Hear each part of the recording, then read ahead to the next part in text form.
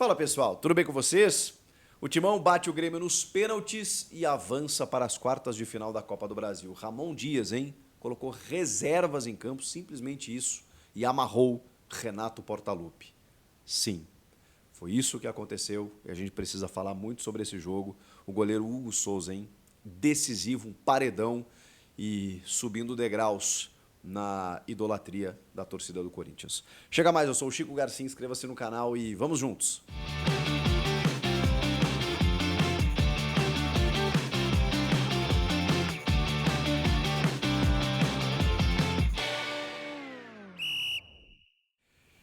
Pessoal, não deu para o Grêmio. O Grêmio tinha tudo para se classificar, mas precisava entrar em campo, precisava jogar bola e não fez isso. Foi muito incompetente.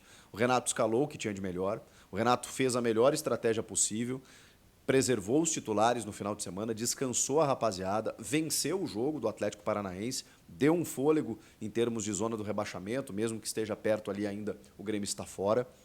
E se voltou para esse confronto decisivo contra o Corinthians pela Copa do Brasil. Jogo no Couto Pereira, gramado ótimo, tudo certo, torcida presente, corintianos também, o jogo no Paraná, torcedores do Corinthians infiltrados, ocupando todo o seu espaço destinado, os gremistas também comprando e esgotando cerca de 20 mil ingressos. Foi onde deu para fazer o jogo, né? O Grêmio volta para a sua arena no dia 17 de agosto. Então, esse jogo, num estádio em que o Grêmio também conseguiu a sua classificação na fase de grupos da Libertadores, que nos acolheu muito bem, o Grêmio tinha tudo. Tinha tudo. E no banco de reservas, Diego Costa, para entrar a qualquer momento, o próprio Miguel Monsalve, que jogou muito bem no final de semana, mais estofo, digamos assim, de time, linha de 3, ou seja, um resguardo defensivo, Soteldo, Pavon, Cristaldo, Vila Sante, todo mundo. E aí você vai ver a escalação do Corinthians. E provavelmente muitos corintianos se arrepiaram ao ver Rodrigo Garro no banco, uma linha de 3 zagueiros com Kaká, Félix Torres e Gustavo Henrique, com o André Ramalho também no banco, Mateuzinho e Matheus Bidu nas laterais, meio de campo com o Rian,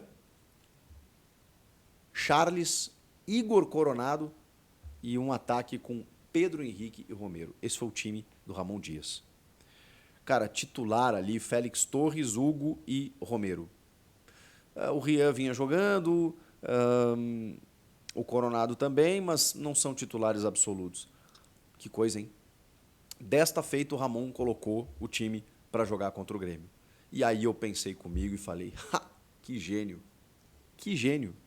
Porque o foco, evidentemente, é você escapar do rebaixamento no Brasileirão. Mas é claro que o Corinthians, como time grande que é, não pode descuidar das Copas.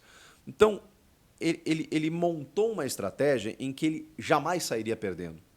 Porque se ele coloca titulares, desgasta os caras, é eliminado, chega para o final de semana sem perna para ter que ganhar do Bragantino, a pressão ia continuar gigante, talvez até maior. Se ele classifica estourando alguém e daqui a pouco não consegue vencer o Bragantino no final de semana, ele ia ouvir que o Corinthians está perdendo tempo nas Copas e que isso está atrapalhando no Brasileiro. O que ele fez? Ele preservou a rapaziada e deu moral para os jogadores que entraram em campo do tipo assim, vocês vão lá agora e corram. E assim, me mostrem que vocês podem jogar.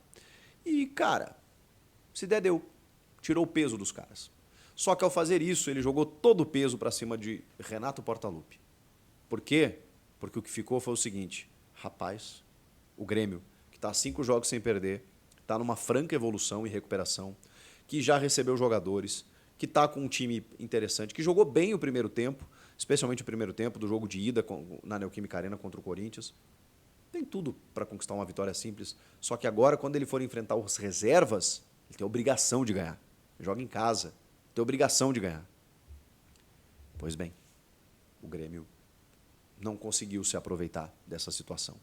E aí eu vou lembrar também o segundo tempo do jogo lá na Neoquímica Arena, quando o Grêmio tinha um jogador a mais e quem jogou melhor foi o Corinthians.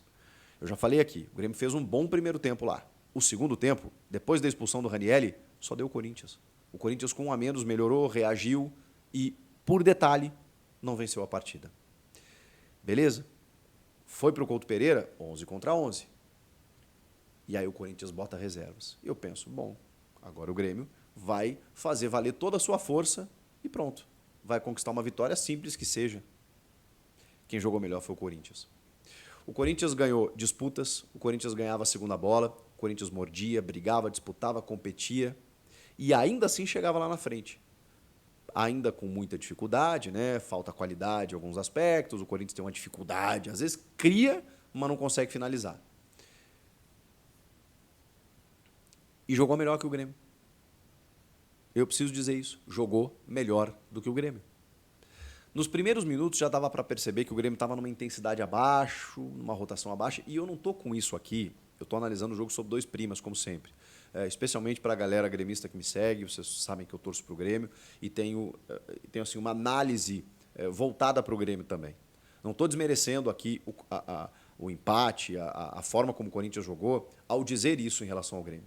Isso é uma crítica direta ao Grêmio, que se o Grêmio tivesse sido mais competente, a história poderia ter sido outra. Poderia ser a mesma também, tá? Não tiro isso. Mas o Grêmio nem tentou. O Grêmio nem se esforçou. Ah, Chico, mas teve uma chegadinha ou outra, teve defesas do Hugo Souza. Bom, era só o que faltava, né? O Grêmio como mandante, precisando ganhar o jogo, não provocar o goleiro adversário. E teve realmente o Soteldo, o Pavon, uma chegadinha ou outra, tá? Porque o Marquezinho também trabalhou, tanto quanto o Hugo. E aí, quando eu comecei a ver o Corinthians também chegando, aí eu pensei, caramba, o jogo tá igual. Igual contra os reservas. Acabei de citar aqui o time inteiro. Um time que provavelmente nunca jogou junto. Deve ter feito um treinamento que seja. E os caras estão lá, compactados, organizados, buscando ataques e defendendo muito bem. O Corinthians jogou bem. O Corinthians ganhava as disputas. E o Grêmio tentando se encontrar. Não fosse o Vila Sante, que é o único que eu salvo, que correu por todo mundo, que pisou na área, que voltou, que buscava, que antecipava, que tentava armar o jogo. O resto muito abaixo. Carbajo, Cristaldo, não apareceram. O Soteldo, eu acho que fez a sua parte enquanto teve perna. Depois ele não aguentou mais, porque o sistema defensivo do Corinthians também foi muito eficiente. O Kaká fez um grande jogo, o Gustavo Henrique fez um grande jogo, e até o Félix Torres eu vou dizer para vocês que foi bem, tá? Não me batam. Meio de campo, que partida do Charles. Rian, Charles e Coronado. Charles foi um monstro no meio campo. O Rian também foi bem, e o Coronado, enquanto teve disposição, também conseguiu distribuir um pouco o jogo, mas eu ficava pensando, caramba, cadê o Rodrigo Garro? O Ramon Dias está brincando com a sorte. Só que aí eu olhava para o jogo e falava assim, caramba, o Grêmio não vai fazer nada. O Grêmio não fez nada para incomodar o Corinthians, para agredir o Corinthians, para, sei lá, enfiar 1, 2, 3 e o Ramon tem que pensar assim. Não era o cenário do jogo, tá? Tô falando numa utopia aqui. O Ramon pensar assim, caramba, vou ter que alçar a mão aqui de titulares, vou ter que tentar alguma coisa, porque o Grêmio tá fazendo valer a sua supremacia. E não fez. E não teve supremacia. Quem jogou melhor foi o Corinthians. O Corinthians melhorou, ganhar nos 90.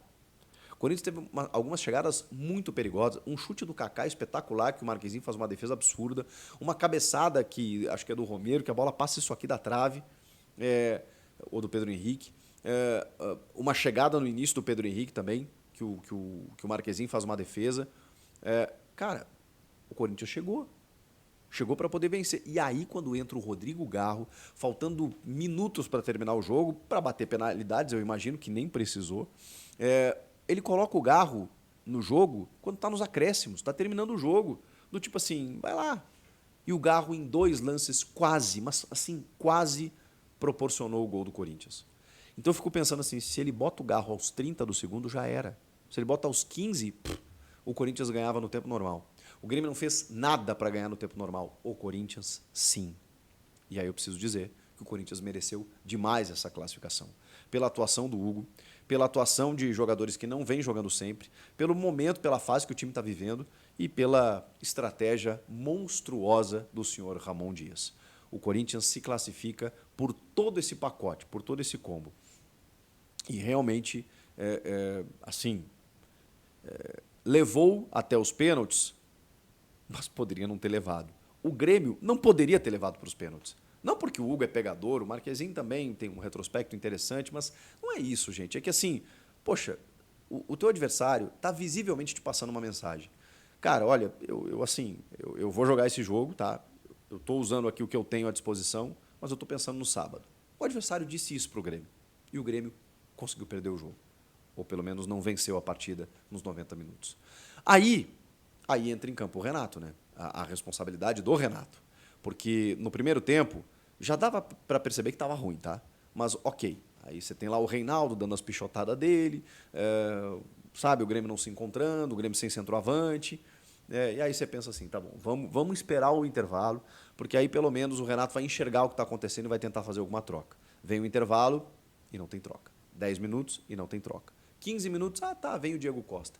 E aí ele até tem uma medida acertada, na minha opinião, que é tirar o Kahneman, que já tinha amarelo, já era para ter tomado uns outros 40 amarelos no jogo, tira o Kahneman, desfaz o sistema de 3 zagueiros, coloca o Diego Costa, não tira o Pavon, que eu achei lindo, porque ele sempre sacrifica o Pavon para botar, e para botar o Diego Costa não seria diferente, mas não, ele tira o Kahneman, que está amarelado, desfaz o sistema, vai para cima, coloca um centroavante com 2 pontas abertos pelos lados, o Soteldo e o Pavon. Eu falei, bom, agora a gente vai para cima, mas demorou, tá? Demorou, mas ok, 15 minutos dá tempo ainda. O Diego não tocou no caroço. O Diego não conseguiu jogar, tá voltando de lesão depois de um longo tempo e tudo mais, mas ele pouco foi acionado. Quando foi, ficou brigando com os zagueiros lá e depois deu uma chegada muito forte, erguendo o pé no goleiro Hugo, que fatalmente ali era lance para cartão amarelo. O árbitro fez vista grossa, deixou passar. Ele já tinha um amarelo por reclamação, se engalfinhou com o Gustavo Henrique e ali seria expulso. Não ajudou muito, assim, né? Quando eu fiquei olhando, o Diego Costa está no banco de reservas e tal, mas não foi o suficiente para a gente poder agredir o gol do Hugo. Não tem uma finalização, não tem uma bola limpa também, ele não recebeu o Diego Costa. O Soteldo continuou fazendo as suas investidas, mas muito bem marcado. A proteção do Corinthians foi muito eficiente. O Pavon lá pelo outro lado, também da mesma maneira.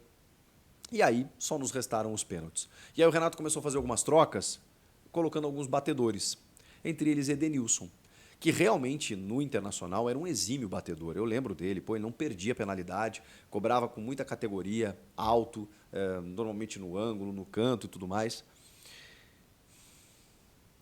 O Edenilson foi para a bola e isolou.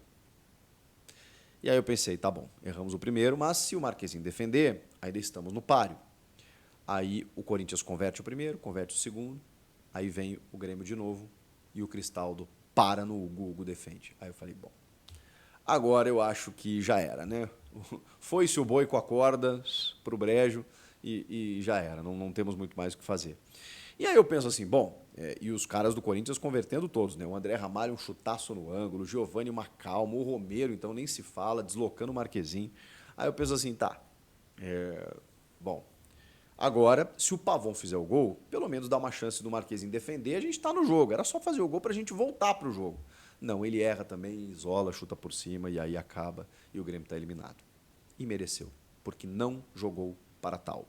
Nem no tempo normal, muito menos nas penalidades. O Corinthians mereceu demais, porque diante de todas as adversidades, de todo o cenário muito negativo, conspirador, ruim, time na zona, reserva, a lesão do Alex Santana, que foi um baque, o Ranieri suspenso, tudo indicava que o Grêmio ia se classificar no tempo normal e com tranquilidade.